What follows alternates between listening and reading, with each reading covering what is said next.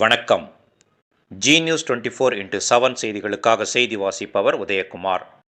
சிறுவாபுரி அருள்மிகு பாலசுப்பிரமணிய சுவாமி திருக்கோவிலில் 55 நாட்களில் பக்தர்கள் ரூபாய் 72,87,431 காணிக்கை தொகையாக உண்டியலில் செலுத்தியிருந்தனர்.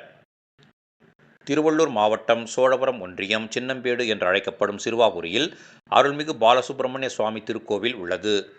இத்திருக்கோவிலுக்கு செவ்வாய்க்கிழமைகளில் கட்டுக்கடங்காத வகையில் பக்தர்கள் கூட்டம் விடியற்காலை முதல் இரவு வரை வந்து செல்வர்.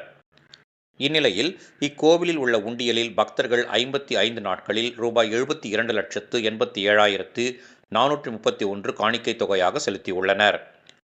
இக்கோவிலில் கடந்த பிப்ரவரி மாதம் 2ஆம் தேதி பக்தர்கள் செலுத்திய உண்டியல் காணிக்கை தொகை எண்ணப்பட்டது. இந்நிலையில் 55 நாட்களுக்கு பின்னர் இன்று காலை முதல் மாலை வரை பக்தர்கள் காணிக்கையாக செலுத்திய உண்டியல் தொகை திறந்து எண்ணப்பட்டது.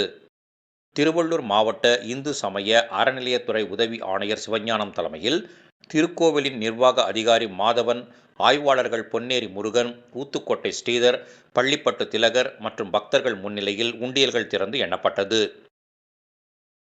இதில் ரொக்கம் ரூபாய் 72,87,431, தங்கம் 51 கிராம், வெள்ளி 9 கிலோ 100 கிராம் ஆகியவற்றை பக்தர்கள் காணிக்கையாக செலுத்தியிருந்தனர் என கோவில் நிர்வாகத்தின் சார்பில் கூறினர்.